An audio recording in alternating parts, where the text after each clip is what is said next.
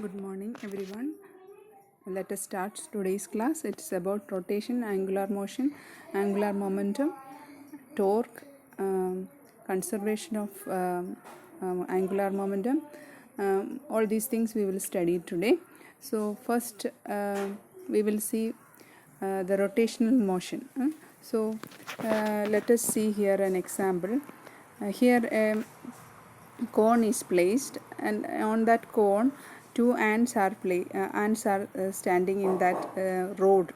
That cone is a road is placed on that cone. So the cone is in the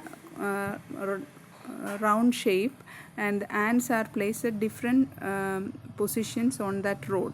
Okay, so this is the top view of the cone. Okay, so if you are moving this red road in this direction, as we see in the next slide, so it is moved up a little bit, and then you can see that ants move different distance, isn't it? So but we have applied the same force, or we have moved the road at a particular distance or a particular angle only, but the ants are moving different distances. The ants move different distance as it is shown here, d1 and d2. So d1 is less than d2, but we have applied the same force, and we moved the ants together, isn't it? On that road we have just placed a little bit up. Okay, so if you consider the ants movement in angle, not in distance meter, but in angle theta, then how will you check that? You see that both ants moved same angle, isn't it?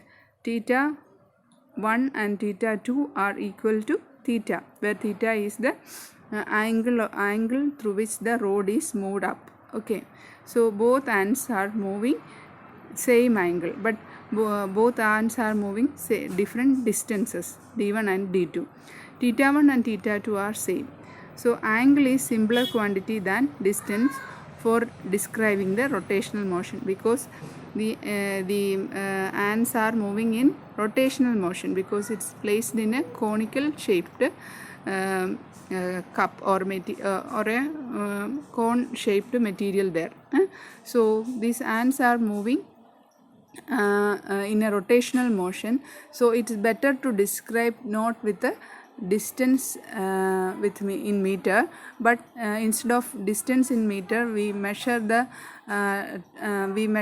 distance traveled by the ants in angles, and angles we measure with the angular distance only. Okay, theta 1 and theta 2. Okay, so how will you connect angular distance and linear distance? Okay, so here it is written linear distance, we symbolize it with d, and angular distance we symbolize it with theta. And velocity, we know always we measure it in distance divided by time in linear quantity, but when you say it in angular quantity, we measure change in theta divided by elapsed time. That is, the distance traveled in angular measurement, it is theta, divided by elapsed time. Always it will be the same as we do for the linear quantity. So this is the connection between angular and linear quantities. Distance traveled measured in angles, and time is in second, as we do for linear quantity itself. So angular velocity we symbolize it with omega, and linear velocity we symbolize it with the v. So distance d is replaced with the angle theta, and velocity v is replaced with the angular velocity omega. What is angular velocity omega? Which is theta by time, angle divided by time.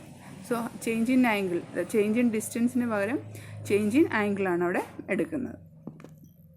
Okay, that is more easier when you consider rotational motion. So instead of taking d, we have to take the angle theta. So rotation definitions. we define the angular position with theta and angular displacement with the theta 2 minus theta 1, and that is delta theta, and angular velocity omega, which is equal to delta theta by delta t, the change in angle divided by change in time. How much time it takes to reach from theta 1 position to theta 2 position, that is delta t, t2 minus t1.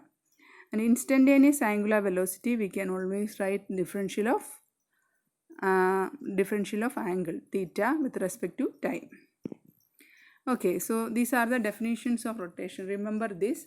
Normally in linear movements, instead of angular movements, we used to take linear velocity, linear distance, and linear acceleration and all.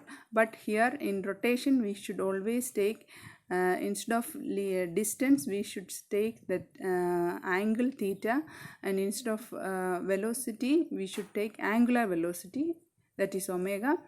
Now we will go to angular acceleration also. Before that, let us see what is the direction of the angular velocity. So normally when you have a object moving in a normal linear velocity, it should be moving in the linear velocity will be having a direction which is in the direction of movement itself, isn't it?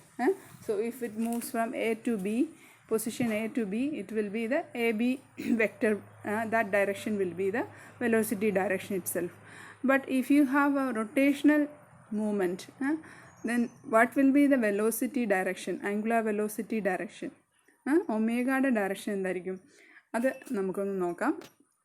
See, here we have a disk which is rotating in the clockwise direction. See that it is rotating about the axis, and it rotates a clockwise direction. And always remember, when you have this rotational motion, you should use the right thumb rule. So see here, the outstretched thumb points in the direction of the angular velocity. That's what it says. So when the movement of the disk is considered, here all the other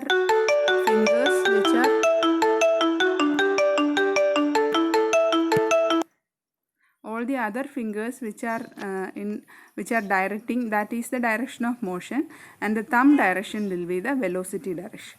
Okay, angular velocity direction will be the thumb which is pointing down here. So the down direction will be the velocity direction, and the rotational direction will be the direction of the other fingers which is directed clockwise. Okay, so always remember that the direction of angular velocity is not the direction of rotation, but it is perpendicular to it, and it should be used with the right hand thumb rule. Okay. And angular versus linear quantities, we have already said about distance, velocity. Now we are telling about acceleration. So what is acceleration denoted in linear quantity? It is A, isn't it? Change in velocity with respect to time, that is linear acceleration.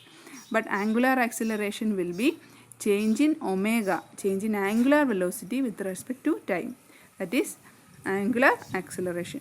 Change in angular velocity with respect to time is called angular acceleration. So d omega by dt will be angular acceleration. Direction of angular acceleration.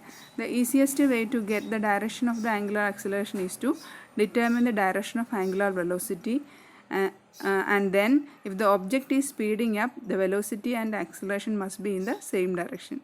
That means if you want to find the direction of angular acceleration, that means it is easy to check the direction of the angular velocity first, and then if it is speeding up, if the rotational motion is such that it is speeding up, then the velocity and the acceleration must be in the same direction.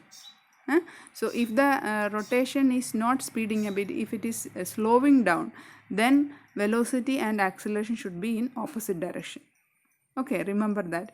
So if the disk here is speeding up, if the rotational speed is increasing, then the acceleration, angular acceleration will be in the same direction as downward, which is the direction of the angular velocity.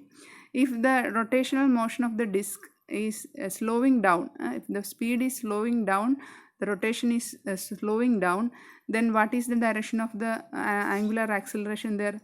Angular acceleration will be moving up, that is the opposite to the thumb direction. Thumb direction is downward there, angular velocity direction. So we have to take the opposite direction of it, so it should be upward. So angular acceleration of the disk, if the disk is slowing down, will be in the upward direction. Okay, remember that also.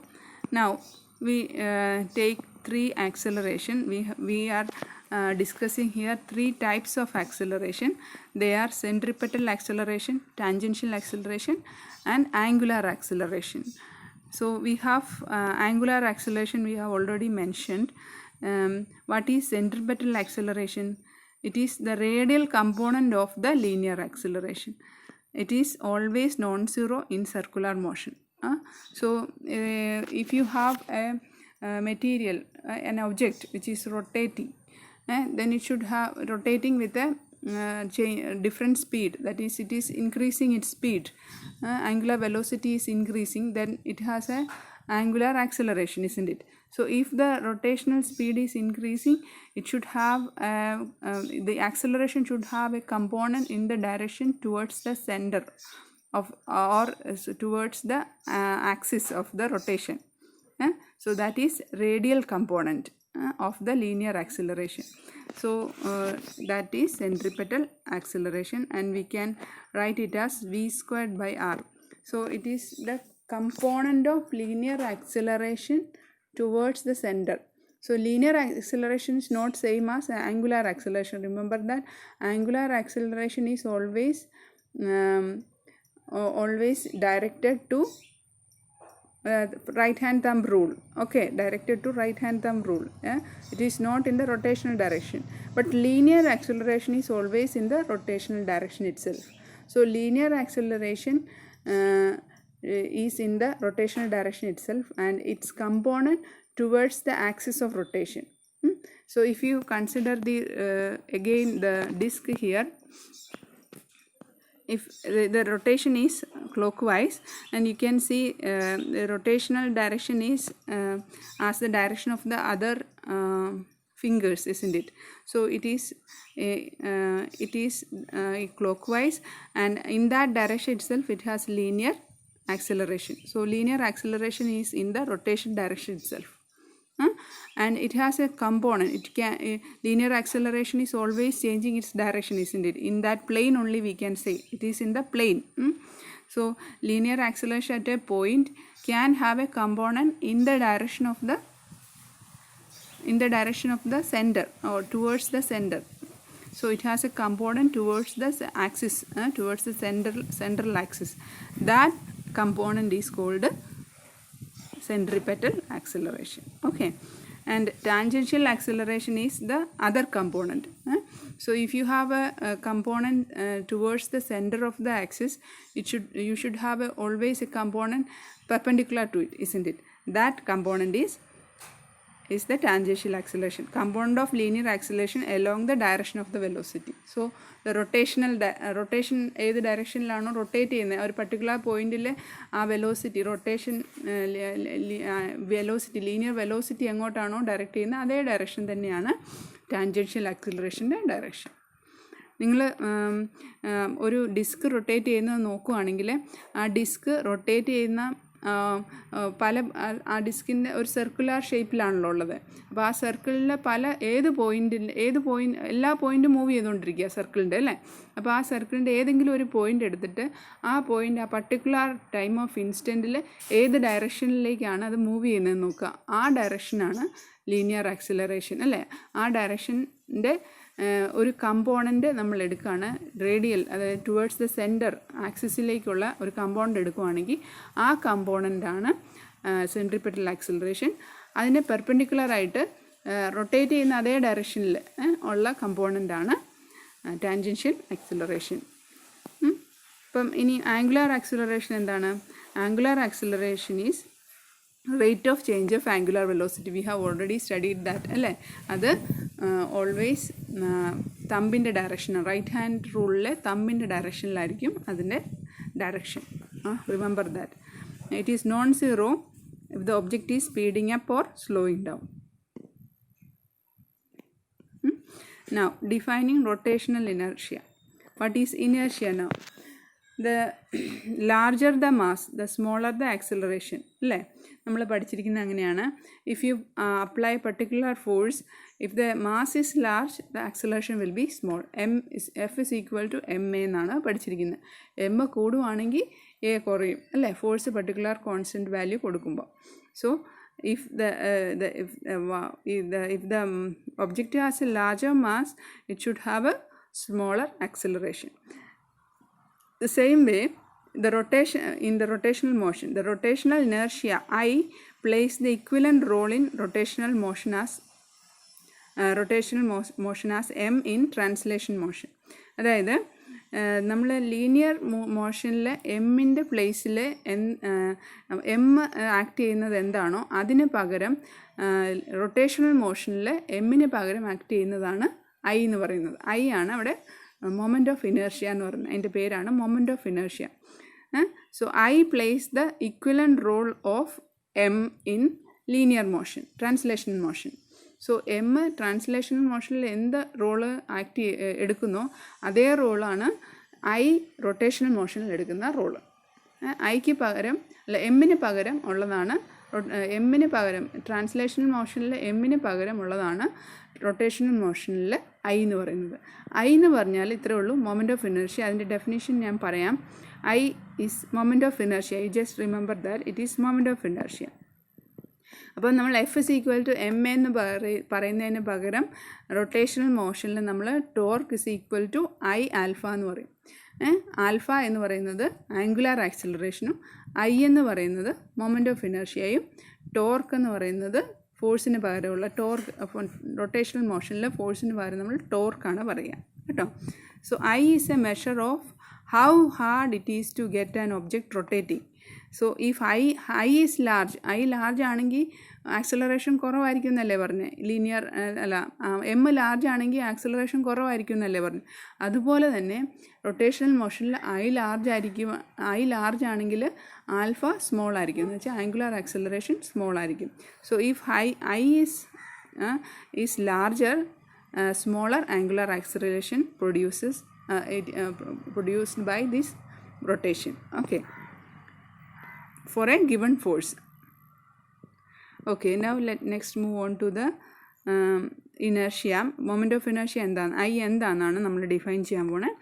I is A function of both mass and shape of the object. It also depends on the axis of rotation. So I is a measure of both mass and, mass മാത്രമല്ല depend ചെയ്തേക്കുന്ന, മാസും ആ ഒബ്ജക്റ്റിൻ്റെ ഷേപ്പിനെ depend ചെയ്യുന്നുണ്ട്. അതുപോലെ തന്നെ axis of rotation എവിടെയാണ് എന്നുള്ള, അതിൻ്റെ axis of rotation ഏത് പൊസിഷനിലാണെന്നുള്ളതിനെ ഡിപ്പെൻഡ് ചെയ്യും ഐയുടെ value. So I is called moment of inertia.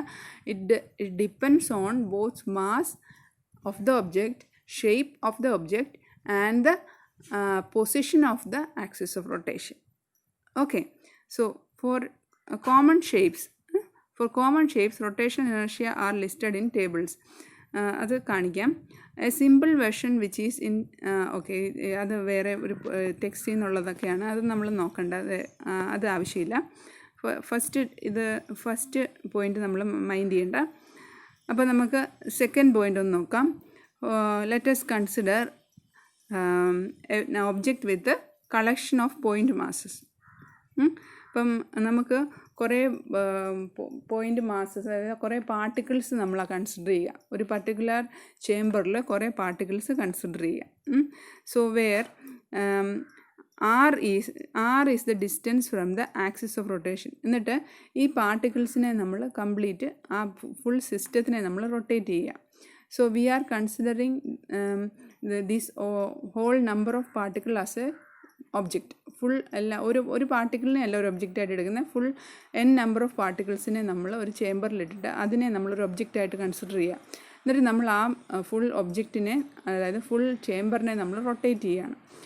Rotate ചെയ്യുമ്പം എബൌട്ട് എനി ആക്സിസ്, നമുക്ക് ആ axis passing through that chamber ഉള്ളിലൂടെ പോകുന്നതാകാം, അല്ലെ അതിൻ്റെ സൈഡിൽ കൂടെ, അതായത് ചേമ്പറിൻ്റെ വോളിൽ കൂടെ പോകുന്നതായിരിക്കാം. ഏത് വേണേലും ഒരു ആക്സിസ് നമ്മൾ കൺസിഡർ ചെയ്യുക. എന്നിട്ട് നമ്മൾ അതിനെ റൊട്ടേറ്റ് ചെയ്യണം. റൊട്ടേറ്റ് ചെയ്യുമ്പം ആ സിസ്റ്റത്തിൻ്റെ മൊമെൻ്റ് ഓഫ് ഇനർഷ്യ എന്ന് പറയുന്നത് it should be sigma I1 to n mi r square, where r is the distance from the axis of rotation to each point mass. അതായത് ആക്സിസ് ഓഫ് റൊട്ടേഷനിൽ നിന്ന് n number of particles ഉണ്ടല്ലോ, ഓരോ പാർട്ടിക്കിൾസിനും having mass mi ആണ് അല്ലേ. I number of particles ഉണ്ട്. I നമ്മൾ ഏതെങ്കിലും ഒരു വേരിയബിൾ എടുക്കുകയാണ്. I1 to n വരെ പോകാം അല്ലേ. അപ്പം I1 to n number of particles ഉണ്ട്. അപ്പോൾ ith പാർട്ടിക്കിളിൻ്റെ മാസ് mi ആണെന്ന് വിചാരിക്കുക. അപ്പോൾ ആ mi എന്ന് പറയുന്ന പാർട്ടിക്കിൾ എത്ര ഡിസ്റ്റൻസ് എവേയിലാണ് ആക്സിസ് ഓഫ് റൊട്ടേഷനിൽ നിന്ന്, അതാണ് ri എന്ന് പറയുന്നത്. അപ്പോൾ നമ്മൾ എടുക്കുന്ന ആക്സിസ് ഓഫ് റൊട്ടേഷൻ എവിടെ വേണമെങ്കിലും എടുക്കാം. So you can take in any direction also. അപ്പോൾ ആക്സിസ് ഓഫ് റൊട്ടേഷനിൽ നിന്ന് എത്ര അകലെയാണ് നമ്മുടെ mi മാസ്, ith പാർട്ടിക്കിളിൻ്റെ മാസ്, അല്ല ith പാർട്ടിക്കിൾ എത്ര ഡിസ്റ്റൻസ് എവേ ആണെന്ന് നോക്കുന്നതാണ് ri എന്ന് പറയുന്നത്. So moment of inertia of the whole body, whole system of this particle will be sigma I1 to n mi r square. So this is the definition of moment of inertia. I is equal to sigma I1 to n mi r square. ഇപ്പം നമ്മൾ നോർമലായിട്ടൊരു object എടുക്കുക, ചുമ്മാ ഒരു sphere എടുത്തിട്ട് rotate ചെയ്യാമെന്ന് വിചാരിക്കുക. അപ്പോൾ അതിനെ നമുക്ക് സ്ഫിയറിന് മാസ് m ആണെങ്കിൽ അതിന് ആക്സിസ് ഏത് ആക്സിസിന് എബൌട്ടായിട്ടാണ് അതനുസരിച്ചായിരിക്കും അതിൻ്റെ മൊമെൻ്റ് ഓഫ് ഇനർഷ്യ വരിക. അപ്പം ആ സ്ഫിയറിന് എപ്പോഴും സെയിം മൊമെൻ്റ് ഓഫ് ഇനർഷ്യ ആയിരിക്കത്തില്ല. പക്ഷേ മാസ് ആണെങ്കിലോ അതിൻ്റെ മാസ് എപ്പോഴും സെയിം ആയിരിക്കും അല്ലേ. പക്ഷേ മൊമെൻ്റ് ഓഫ് ഇനർഷ്യ ഡിപ്പെൻഡ് ചെയ്യുന്നത് നമ്മൾ റൊട്ടേഷൻ ആക്സിസ് എവിടെ എടുക്കുന്നു എന്നുള്ളതിനെ ഡിപ്പെൻഡ് ചെയ്യും. അപ്പോൾ ആ ഡിസ്റ്റൻസ് ആറിനെ ഡിപ്പെൻഡ് ചെയ്യും. റൊട്ടേഷൻ ആക്സിസിൽ നിന്ന് മാസിനുള്ള ഡിസ്റ്റൻസ് ആറിനെ ഡിപ്പെൻഡ് ചെയ്യും. അത് അതിൻ്റെ മൊമെൻ്റ് ഓഫ് ഇനർഷ്യ എന്ന് പറയുന്നത്. So the definition is I is equal to sigma I1 to n mi r square. For more complicated objects made up of objects from 1 to 2 ഇതുപോലെ അല്ലാത്ത മോർ കോംപ്ലിക്കേറ്റഡ് ആയിട്ടുള്ളതാണെങ്കിൽ we can use the fact that rotation inertia is a scalar and is so just adds as mass would. Mass കൂടുന്നതനുസരിച്ച് moment of ഇനർഷ്യയും കൂടുമെന്ന്. അത് നമുക്കറിയാം. ആ distance ആറിനെയും ഡിപ്പെൻഡ് ചെയ്യുന്നുണ്ട്, ri സ്ക്വയറിനെയാണ് ഡിപ്പെൻഡ് ചെയ്യുന്നത്. അപ്പം നമ്മൾ എടുക്കുന്ന ആക്സിസ് ഓഫ് റൊട്ടേഷൻ എവിടെയാണോ അത് കൂടുതൽ അകലെയാകും തോറും മൊമെൻ്റ് ഓഫ് ഇനർഷ്യ കൂടുതലാകും അല്ലേ. മാസിൽ നിന്ന് എത്രയോ കൂടുതൽ അകലെയാണെങ്കിൽ അത്രയും മൊമെൻ്റ് ഓഫ് ഇനർഷ്യ കൂടുതലായിരിക്കും. Okay, so moment of inertia is taking the role of mass in linear motion. So linear മോഷനിൽ മാസിൻ്റെ റോൾ ഏതാണോ അതിൻ്റെ റോള് മാസിന് പകരം നമ്മൾ എന്ത് റീപ്ലേസ് ചെയ്യണം? റൊട്ടേഷണൽ മോഷനിൽ എമ്മിന് പകരം I ആണ് റീപ്ലേസ് ചെയ്യേണ്ടത്, മൊമെൻ്റ് ഓഫ് ഇനർഷ്യ റീപ്ലേസ് ചെയ്യണം. ആംഗുലാർ വേഴ്സസ് ലീനിയർ ക്വാണ്ടിറ്റീസ് നമ്മൾ എവിടം വരെ നോക്കിയായിരുന്നു? ഡിസ്റ്റൻസ്, വെലോസിറ്റി, ആക്സലറേഷൻ വരെ നമ്മൾ നോക്കി അല്ലേ. ഇനി മാസിന് പകരം നമ്മൾ എന്താണ് റീപ്ലേസ് ചെയ്യുന്നത്? I have said that in rotational motion we replace mass with the moment of inertia, which is I. We call normally it as mr square. Sigma I mi r square ആണ് definition എങ്കിലും നമ്മൾ mr square എന്നാണ് normally പറയുക. So resistance to change in the state of linear motion, അതാണ് mass കൂടുമ്പം movement acceleration കുറയും അല്ലേ. Acceleration കുറയും, അതാണ് ലീനിയർ മോഷനിൽ. അതുപോലെ തന്നെയാണ് മൊമെൻ്റ് ഓഫ് ഇനർഷ്യ കൂടുമ്പം മോഷൻ്റെ ആംഗുലർ ആക്സിലറേഷൻ കുറയും. It is resistance to change in the state of angular motion, moment of inertia. So moment of inertia we can always write as mass into momentum square. Momentum is r കേട്ടോ. Distance ആണ്. അവിടെ ലെഫ്റ്റിൽ കാണിച്ചിരിക്കുന്ന picture നോക്കുക. X എന്ന് പറയുന്ന പോയിൻ്റാണ്. ആ പോയിൻറ്റിന് എബൌട്ടായിട്ടാണ് നമ്മൾ റൊട്ടേറ്റ് ചെയ്യുന്നത് അല്ലേ. So axis of rotation is through x there. So the distance of the mass from the axis of rotation is r. That is momentum. So mass into momentum square will be moment of inertia. Okay. So moment of inertia നമുക്കൊരു example വെച്ച് നോക്കാം. നിങ്ങൾ day to day ലൈഫിൽ എപ്പോഴും കാണുന്നതാണ്.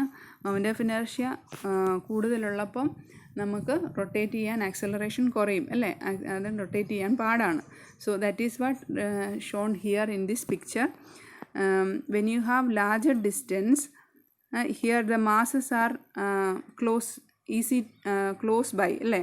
അപ്പോൾ ആ മനുഷ്യൻ റൊട്ടേറ്റ് ചെയ്യുന്ന വെയ്റ്റിൻ്റെ മാസസ് രണ്ടും അടുത്താണ്. So that means distance R is small there. So I is small there. So it is easy to turn. So accelerate ചെയ്യാൻ എളുപ്പമാണ്. ഐ കുറവാണ് ഇവിടെ. ഐ കുറവാകുമ്പം ആക്സലറേഷൻ കൂടുമല്ലോ. അതാണ് റൊട്ടേഷൻ ഈസ് ഈസി എന്ന് പറയുന്നത്. റൊട്ടേഷൻ കൂടുതൽ നടക്കും. പക്ഷേ ഇവിടെയോ, ഇവിടെ മാസ് അകലെയാകുമ്പം സെയിം മാസ് ആണെങ്കിൽ പോലും ഡിസ്റ്റൻസ് അകലെയാണ് അല്ലേ. ഡിസ്റ്റൻസ് അകലെയെന്ന് പറഞ്ഞാൽ distance R is large there. mr² ആണ് വരേണ്ടത്. അപ്പം എം സെയിം ആണെങ്കിൽ ആർ ലാർജ് ആയതുകൊണ്ട് mr² കൂടി. mr² എന്ന് പറഞ്ഞാൽ I, moment of inertia I is large there. That means alpha angular axle I into ആൽഫയാണ് ഫോഴ്സ് അല്ലേ, അല്ലെങ്കിൽ ടോർക്ക് എന്ന് പറയുന്നത്. അപ്പം സെയിം ഫോഴ്സ് കൊടുത്താൽ ആക്സലറേഷൻ കുറയുവാണ്. മൊമെൻറ്റ് ഓഫ് ഇനേർഷ്യ കൂടുതലായതുകൊണ്ട്, ഐ കൂടുതലായതുകൊണ്ട് ആക്സലറേഷൻ ആൽഫ കുറയും. So it is hard to turn. That is angular acceleration is smaller there than in the left hand side picture. Now we have here it is shown for different objects, different shaped objects, the moment of inertia of each of these objects. See this. അപ്പോൾ ഏതിനാണ് ഏറ്റവും കൂടുതൽ moment of inertia, ഏറ്റവും കുറവ് moment of inertia എന്ന് നമുക്ക് ഇവിടെ മനസ്സിലാക്കാൻ പറ്റും. ഇത് നോക്കിയേ, സിമ്പിൾ പെൻഡുലത്തിന് mr² ആണ്. mr² വരുമ്പം m mass of the ball and r is the distance from the axis of rotation to the mass. Okay. അപ്പം അത് mr². സിമ്പിൾ പെൻഡുലം നിങ്ങൾ ഓർത്തിരിക്കണം. I is equal to moment of inertia is equal to mr². Hoop about normal axis, ഒരു circular hoop എന്ന് പറഞ്ഞാൽ ഒരു ring ആണ്, ring. അപ്പോൾ അതിൻ്റെ മൊമെൻറ്റ് ഓഫ് ഇനേർഷ്യ mr² ആണ്. നോക്കി, അതിൻ്റെ r is the distance of the ring from the axis of rotation. Okay. Hoop about diameter. ഇപ്പോൾ ഹൂപ്പിൻ്റെ ആക്സിസ് ഓഫ് റൊട്ടേഷൻ നമ്മൾ സെൻറ്ററിൽ കൂടെ തന്നെ, പക്ഷേ പെർപെൻഡിക്കുലർ ഡയറക്ഷനിലാക്കി എന്ന് വിചാരിക്കുക. Like that in the picture. എനിക്ക് മൂന്നാമത്തെ പിക്ചർ ഇത്. അപ്പം ഇവിടെ നമ്മൾ സെൻറ്ററിൽ കൂടെ ആക്കിയപ്പം മൊമെൻറ്റ് ഓഫ് ഇനേർഷ്യ കുറഞ്ഞു. So it is half mr². So മാസിൻ്റെ distance from the axis of rotation it is changed. അത് കാൽക്കുലേറ്റ് ചെയ്തതാണ് ഹാഫ് mr² കേട്ടോ. അത് നമുക്ക് ഡിറൈവ് ചെയ്യാൻ പറ്റും. സോ ഡെറിവേഷൻ ഒന്നും നമുക്ക് പഠിക്കണ്ട. പക്ഷേ ഹൂപ്പ് നിങ്ങൾ ഓർത്തോണം. ഒരു ഹൂപ്പ് എന്ന് പറഞ്ഞാൽ ഒരു റിങ്ങിൻ്റെ moment of inertia about axis which is passing through its center and perpendicular to the plane of the hoop, that will be larger than its moment of inertia about an axis passing through the center but in the plane of the hoop. So that is half mr². So it should be half of it. ഇത് ഓർത്തിരുന്നോണം. Moment of inertia ചിലപ്പം പരീക്ഷയ്ക്ക് ചോദിക്കാം. റിങ്ങിൻ്റെ moment of inertia about axis passing through it centre and perpendicular to the plane of the hoop ആണോ larger, അതോ about the axis passing through it centre and in the plane of the hoop ആണോ? അപ്പോൾ ഏതാ larger? ആദ്യത്തെ അല്ലേ. So mr² ആണ് larger. Now let us see a road.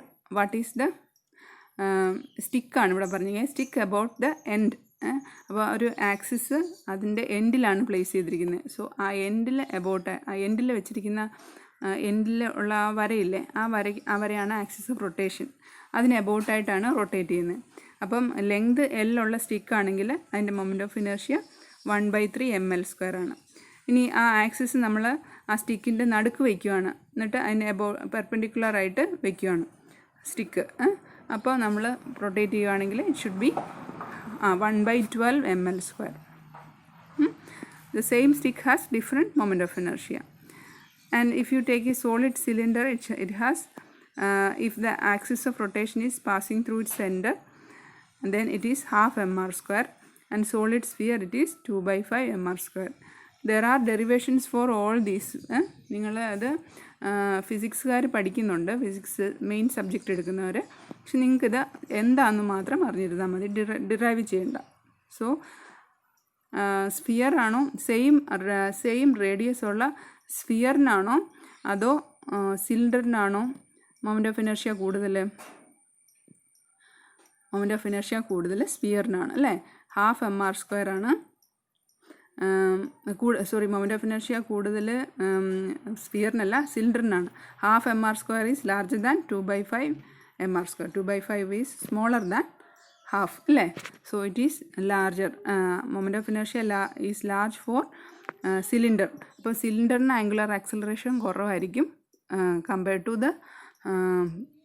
To the sphere of same radius അല്ലേ. Moment of inertia കൂടുമ്പോൾ angular acceleration കുറയും. Okay, so angular acceleration ഇപ്പം ഒരു സ്ഫിയറും ഒരു സിലിണ്ടറും സെയിം റേഡിയസ് ഉള്ള ഒരു സ്ഫിയറും ഒരു സിലിണ്ടറും ഉരുട്ടി വിടുകയെന്ന് വിചാരിച്ചു. ഒരു ഇൻക്ലൈൻഡ് പ്ലെയിനിൽ ഉരുട്ടി വിടുകയാണെങ്കിൽ ഏതായിരിക്കും താഴെ ആദ്യം എത്തുക? ആക്സിലറേഷൻ കൂടുതലുള്ളതായിരിക്കും ആദ്യം താഴെ എത്തുക അല്ലേ. ഏതിനാണ് ആംഗുലർ ആക്സിലറേഷൻ കൂടുതലുള്ളത്? കുറവ് മൊമെൻ്റ് ഓഫ് ഇനർഷ്യ ഉള്ളത് അല്ലേ. കുറവ് മൊമെൻ്റ് ഓഫ് ഇനർഷ്യ ഉള്ളത് സ്ഫിയറാണ്. So sphere will reach faster than cylinder. Okay, today it is only this much. Next day I will teach you from this point.